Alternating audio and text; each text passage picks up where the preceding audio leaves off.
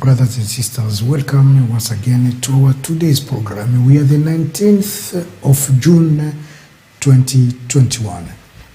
My name is Odon Bulamba. I'm here today to share with you what we call info analyse, meaning analysis of the information.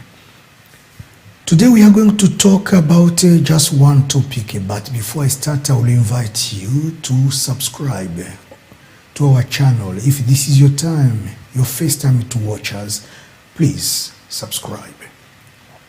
Secondly, share our videos with friends and other people that you think you know they might be interested to know about politics or situations that Congo has been going through.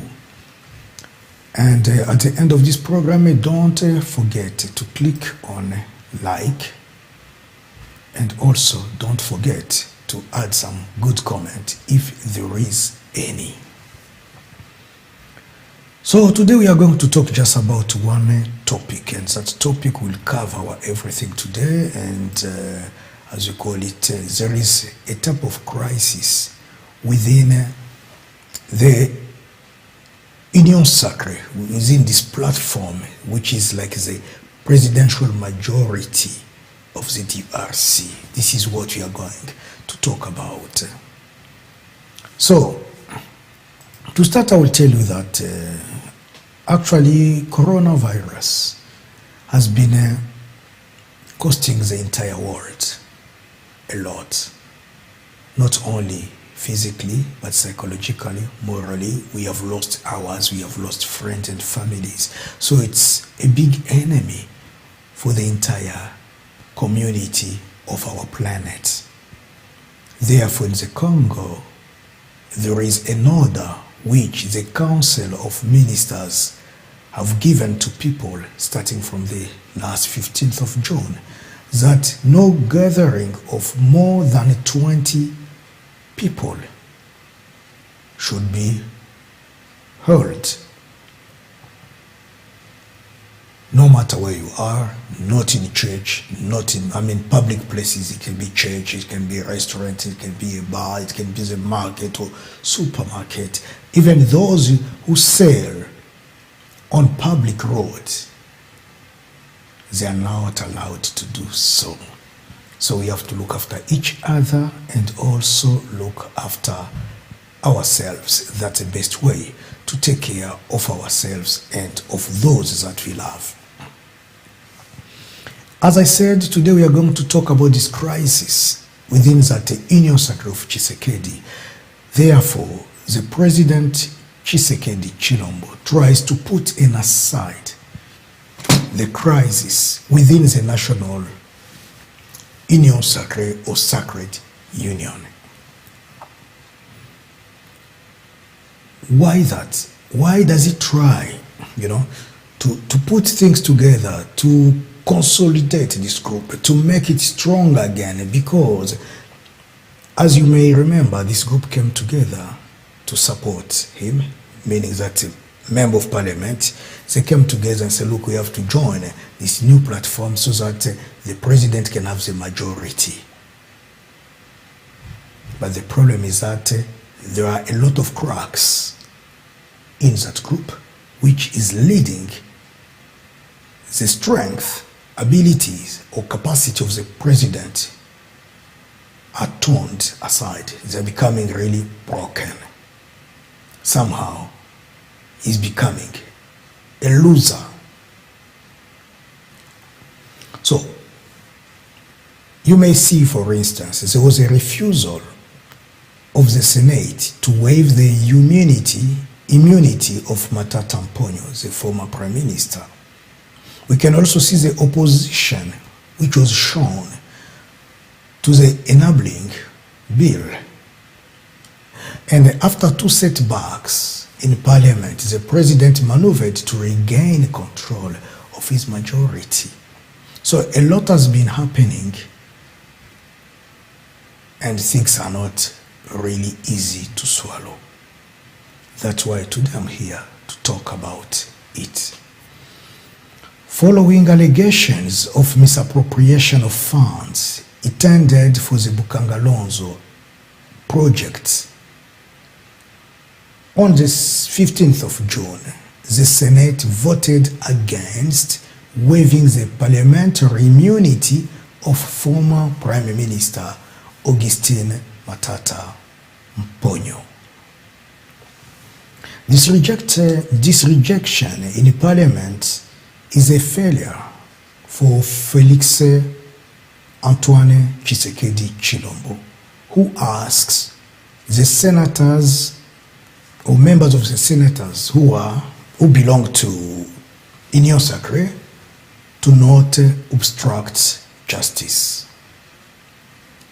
Note that on the 15th of June 2021, MPs of his majority has also opposed the inclusion on the agenda of the examination of the enabling bill, which should have allowed President Tshilombo and his government to decide on a state of siege without going through the parliament. To calm the spirits and to respond to the dissatisfaction of members of parliament, at the request of Tshisekedi, of course, the Bureau of the National Assembly gathered MPs of the majority on June 18 at the Hotel Fleuve Congo.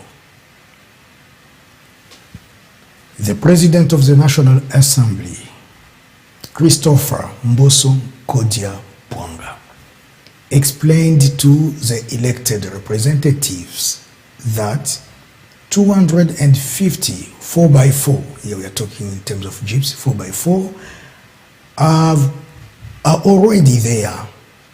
And the questor, the deputy questor, will go to Boma to sign a document. Then he'll transfer those 250 vehicles to Matadi, and from Matadi they will come to Kinshasa.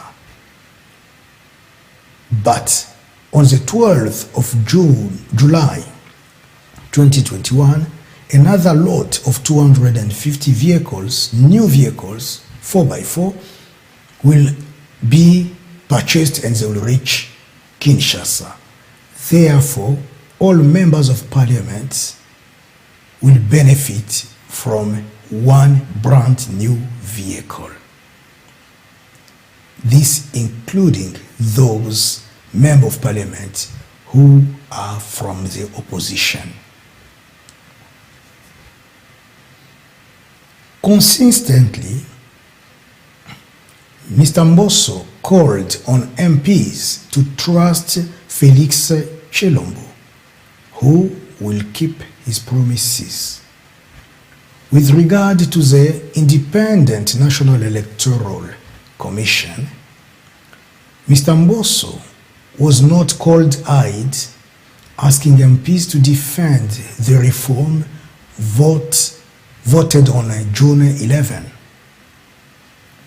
This law is opposed in Parliament by some members of the Union Sacrée and some opposition members of Parliament. Among them are Martin Fayulu. Mboso said, "I am following the debate against this law. We must not allow this to happen. Go to the media, defend this law. The Bureau of the Assembly will take care of it financially," he assured members of Parliament. He also talked about the project of Pukangalonzo, in which, in addition to Matata Mponyo, other MPs are being prosecuted. He called on MPs of the majority to vote in favor of the request for authorization of prosecutions against MPs Kumbu Kiala and Louise Munga. In his words, Mr. Mboso said, "We must vote for this resolution standing again to honor the image of a National Assembly." it is better not to link the fate of our colleagues to that of the former Prime Minister. So this is what the situation of Congo is. And now I'm going to talk about it, or to do a short comment so that you can understand exactly what has been happening. Why am I saying what I am saying? I'll go through it with you, and I'll try to make it as quick as possible.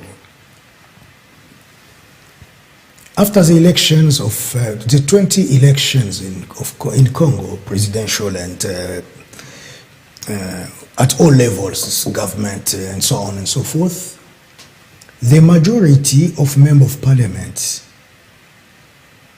was formed by FCC, the political platform of Joseph Kabila. And these people were acting in the way that Chilombo, who was passed on, to whom the power was passed on to become the next president of the country, those members of parliament were like a barrier to allow Chilombo to function according to Chilombo and to those who surround him. And these members of parliament, because of bribery, they left their camp or their group or their platform. They shifted from FCC of Kabila to come and join the President Chilombo, who created Union Sacrée Nationale, another new platform to create like the majority group for the president, so that they can defeat, they can challenge some laws in the parliament. These deputies, these MPs, members of parliament, accepted the bribery, and because the bribery was a big amount of money, some of them were promised to receive new vehicles, 4x4 Toyota Prados. So their mind was just like, we are going to receive $60,000, because roughly that's a cost of one of those vehicles. And therefore, we'll leave Joseph Kabila and go and join Felix Tshisekedi Chilombo. However, when it was time now to move, they gave to those MPs $15,000 each. And they said to them, this is like an advance. We gave to you an advance, and if our Union Sacrée is accepted, the balance will be given to you later on, or afterwards. Unlikely, those people who received the $15,000, they accepted to join the Union Sacrée, and later on, the balance was not paid. We saw some of them on the national TVs, on the YouTubes. Some of them did declaration through different channels of medias, claiming that the corruption that they were supposed to give to us, they did not corrupt. We didn't receive it fully. Yes, we are corrupt. Yes, we accept that we're given $15,000, but the remaining amount, we didn't get it. And these MPs, one of them is known as Nembalemba, who stood in front of the media and he could freely speak louder, claiming a portion of money of bribery that he deserves, which sounds a little bit strange. then you come to a point to see where some, if not all, of our authorities, politicians, even in the judiciary, even in the army, you'll see that most of them are mostly interested in bribes, corruption, looting, and so on. Members of parliament, primarily, their job is to serve the people, to take issues, problems of the Congolese to the House of Parliament, so that they can talk about them, they can find ways to come up with solutions and fix what is not fixed yet. Their job is to go out there, talk to people of the Congo, come to the parliament, vote the laws in favor of the population. But for them, that is not the case. Their priority, if not number 0, will be number 1, is to make easy money. And the best way to make easy money is to accept bribery, to be bribed. Therefore, most of them accepted to sacrifice the nation, to sacrifice their dignity, to sacrifice their mission in exchange to a jeep or a 4x4 vehicle.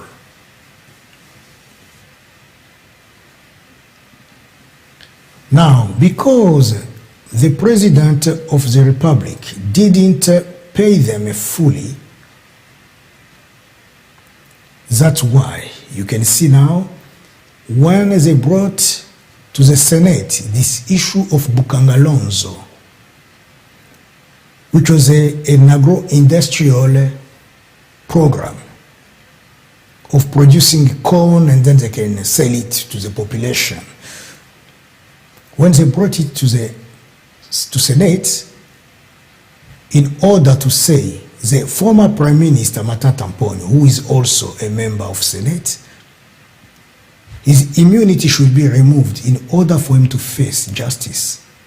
From the Senate, they said, no, we cannot allow it.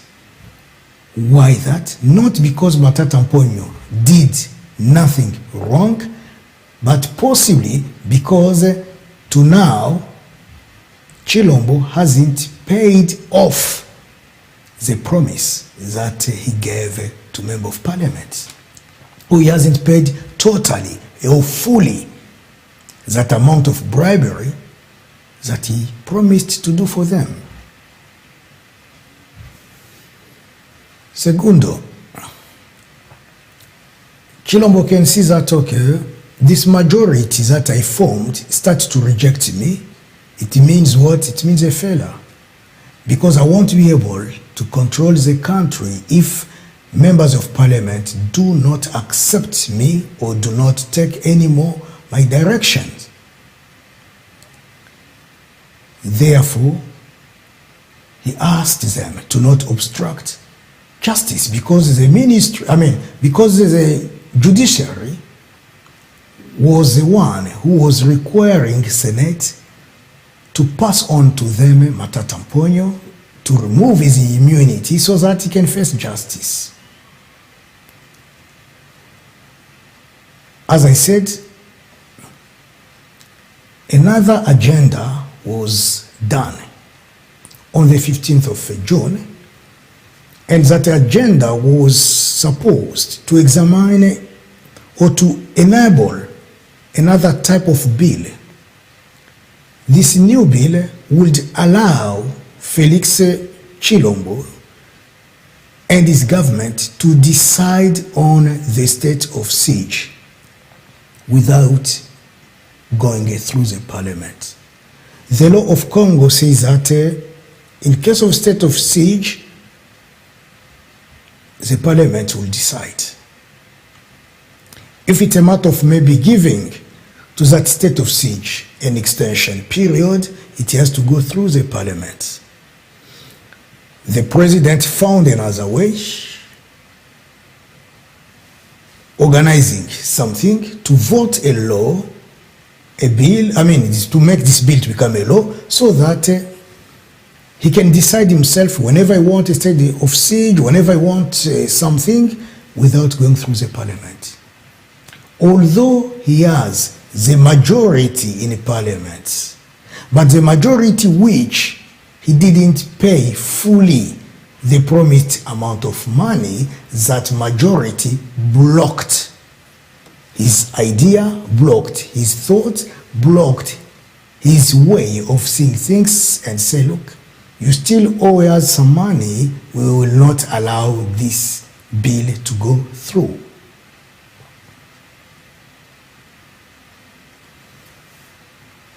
Furthermore, everything he declares, the parliament tries their best to block it. Not because they love their country, not because fully they care for the country or the population of the Congo, but because they continue to believe that the promise that he gave to us must be paid. He owes us to calm the tension, to calm their spirits, and to respond to that dissatisfaction of MPs. The President Tshisekedi contacted the President of the National Assembly and asked him to gather all MPs of the majority and talk to them about the few issues which surround his power, his future, his career, his dignity, and so on and so forth. That's when the President of the Assembly, National Assembly, invited those MPs of the majority on the 18th of June at the Hotel Fleuve Congo in Kinshasa. Just as he started to talk, straight away, members of parliament started to shout that we need our money. He promised us, he has to pay, he has to honor his promises. Then this guy, Christophe Mboso Nkodia Puanga, who is the president of the National Assembly, explained to them that, okay, calm down. The 250 4x4 vehicles are already in the Congo. They are at Boma Port. Then the deputy questor will go there to sign documents in order to bring them to Matadi, and from Matadi they will come to Kinshasa. But I know that we have 500 deputies. Members of parliament. Deputies is in French. Members of parliament. As we have 500 members of parliament, I tell you that the president doesn't stop there. 250 more vehicles, 4x4 vehicles, are on their way. They will reach our country on the 12th of July this year. Therefore, all of you MPs, including those of the opposition, you'll have a flash new vehicle.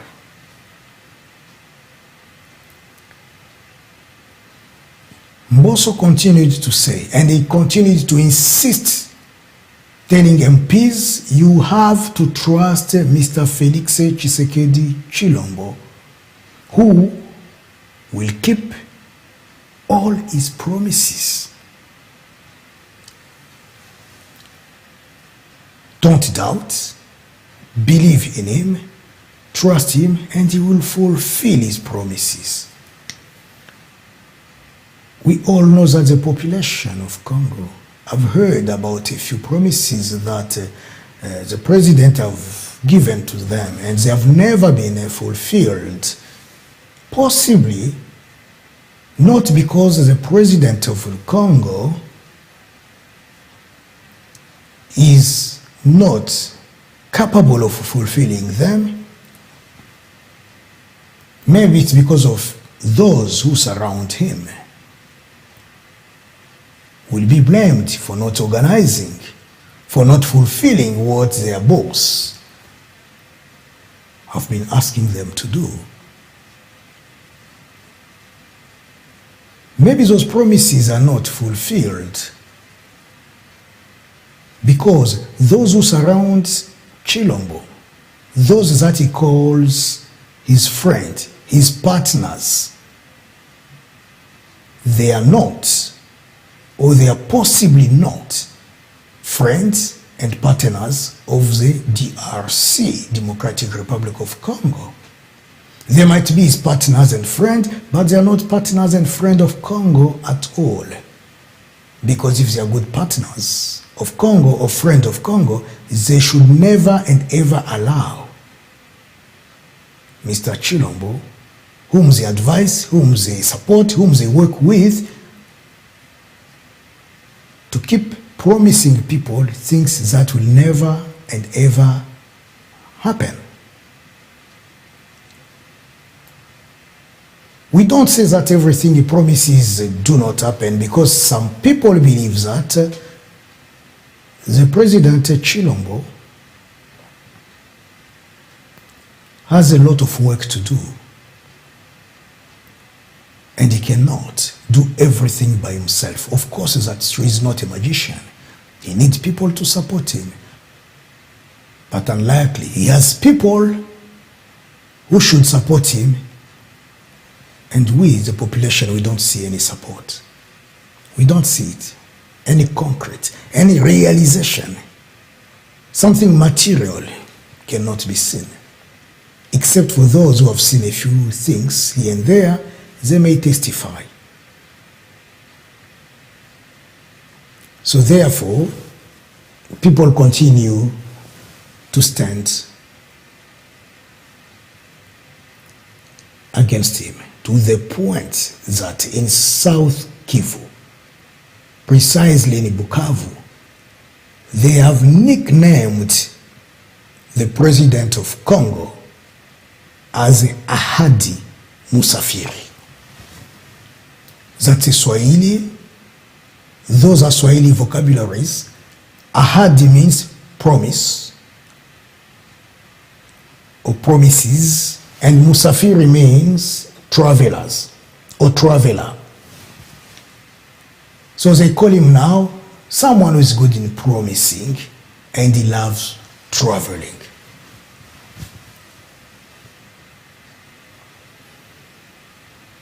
With regard to the Independent National Electoral Commission, Mboso told the member of the parliament of the majority who opposed the law that they were supposed to, which was voted on the 11th of June, they refused to defend it, to support it, and they joined the opposition of Martin Fayulu and others. And Mboso is appealing them, is telling them, it is time now to stand. It is time now to move forward. Go to the media. This is an imperative form. Go to the media. Defend this law. And we, the Bureau of the National Assembly, will take care of it financially. We'll take care of it financially. Meaning that stand up in the hemisphere, you are against that law. It's time now to go out, talk to the media, push it through, let this law be accepted. Because bribery has become like your DNA, we will support what you are going to do to the media financially. because you love money. We won't support you politically or no. Money will talk, will cover the cost, no matter what you'll do. If you want to go to talk to BBC, or I don't know if you'll take some space to Al Jazeera, or you go to talk to CNN, at any cost, or TV5, or whatever you want, we will cover the costs. We will cover the costs. And I wonder with what money you can send 80% of those members of parliament to go to the medias and you'll cover the costs. Where will that money come from? And talking about the Bukangalonzo project, Mr. Mboso said, look, you members of parliament don't act like those of the Senate, our friends, our elders of the Senate, who refused to remove the immunity of Matata Mponyo, the former prime minister. Because Matata Mponyo didn't work by himself on that Bukangalonzo project, he was working with Kumbu Kiala and Louise Munga. Louise Munga and Kumbu Kiala are members of parliament. Therefore, we, members of parliament, were saying, Mboso, when we will present this type of acclamation, tell the world that we agree for those two people to lose their immunity so that they can be prosecuted and face the law. Through those that he promised, now he's using the president of parliament to influence MPs to respond to the need of the President of the Republic. However, the law says that the executive should never and ever influence, the judiciary or even in this story. So, make sure those two are facing justice, not as the former prime minister. Now the question is of knowing, is this Bukangalonzo project a political one or is it a legal issue? And I can say that we can see influence everywhere, even our judges we are sure that one day also they will call him and he can also face justice with all respect. So this project of Bukangalonzo, as you see, hides quite a lot. There's a question that I ask myself. Why does the President Tshisekedi give those 4x4 vehicles to MPs? Why? You know the reason, because he promised. So where does that money comes from? We have got plenty of people in Kinshasa who breathes poverty, misery. They are miserable. Misery, you can see it. You can breathe it in Kinshasa. Hundreds of thousands of families, they have no hope to see tomorrow. And the government continues to tell us day after day, there is no money in the government bank accounts. So where does this money comes from? To buy those JEEPS, to bribe deputies or members of parliament, and to bribe any other single person. Will one day IGF do some investigation to follow up the source or the origin of this money? Only God knows. So I will tell you, my brother and my sister, things are tough. But anyway, someone asked me a question about Moses Katumbi, the chairperson of Ensemble pour le Changement. And that person asked me if really Moses Katumbi, somehow someone said, or people have been saying, he took some precious material, meaning that it was maybe copper or something like that, of the Congo. Yeah, we have read, we have heard that in the past, Congo, DRC, owed Moses Katumbi's brother some money. And because the old brother of Moses Katumbi, Katoto, whose father, I mean, they have the same father but different mothers, Moses Katumbi and Katoto. Their father, possibly according to what has been written or said, is Italian. But the mother of Katumbi is a Zambian. So when Laurent Désiré Kabila came to power, Moses Katumbi left the country and went to Zambia. And according to what people say, right, Moses Katumbi has got a very good relationship with the authorities in Zambia, which is fine. That's very good to have a good relationship with people. And in Zambia, one time, trucks which were carrying those precious materials from Congo to Zambia, they're supposed to go through the transit to Zambia to take maybe I don't know which direction, arrived in Zambia. Moses Katumbi, with the powers that he has in Zambia, made those vehicles to be stopped and all the goods were seized in order to take back the money of his brother, because his brother mandated him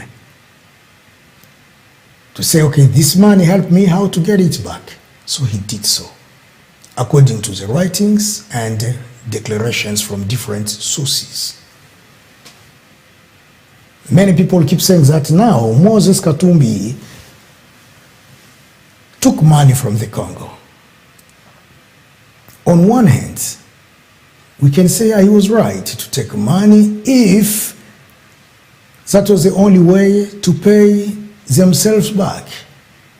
It was an illegal way, but you know, they pay themselves back. On the other hand, we'd say, no, that's not the right channel. Things shouldn't go that way. They could follow the proper channel to claim their money. I'm not entering deep in that issue, but finally, people are asking themselves now, Moses Katumbi, apparently he will be one of the candidates for the 2023 election in the Congo, if it will take place. Is Moses Katumbi a Zambian? Is he a Congolese? Is he an Italian? Or is he something else? And I would say that if our commission, electoral commission, will allow Moses Katumbi to present, you know, to postulate, to present, to become a candidate for the next presidential, then that's fine. If the laws of the Congo will allow people who have got 2, 3, or 4 nationalities to present their, you know, that's fine. However, our last election said that, the law said that the person who should be a candidate must not have 2 nationalities. And we know one among others, for instance, Noel Chani, apparently is an American citizen. At the same time, he holds also the Congolese citizen. But he was a candidate. They allowed him. The law said any candidate must at least complete a degree from the university, and the actual president came up with his diplomas, which were proclaimed to be fake, but they let him go through. That was a decision of Seni, with those channels behind the back or behind the curtains. And today is the president. So if the laws, the rules, or those who are the organizers will allow Moses Katumbi to postulate, then that's it. And if they will believe like, Moses Katumbi doesn't have the right to do so, they have also to prove to the people of the Congo the reason why he shouldn't. And if they will allow him to do so, they have, of course, also the right to prove, after investigation, he doesn't belong to Zambia, he doesn't belong maybe to such and such nationality, he's only a Congolese, unless if laws change for this period of time as that remains. And on top of that, I can tell you that Moses Katumbi has been working hard, actually, and has been even doing some type of lobbying with Democrats in the USA. He has been working on it. So, meaning that he's preparing himself for this, to start a new rally to campaign for the coming elections. That is all that I can tell you, dear brother, dear sister, that this is what I can tell you about Moses Katumbi.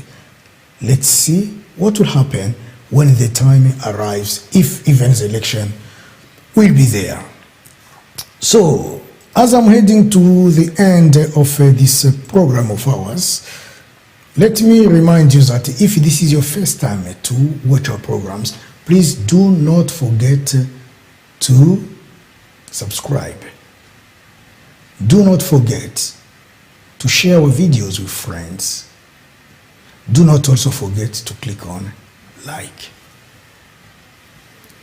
It was me here, Odon Bulamba, who presented this program, and I have now to stop here. I've said quite a lot about this topic of crisis within the Union Sacrée in Congo. May God bless our country. Our country will remain one, not divided, and together we'll win. Just bring your small contribution. I'll bring mine also. When we put it together, we are going to win this battle. Thank you once again for watching us. It was our program of Information Analysée, and we'll see you next time. Thank you.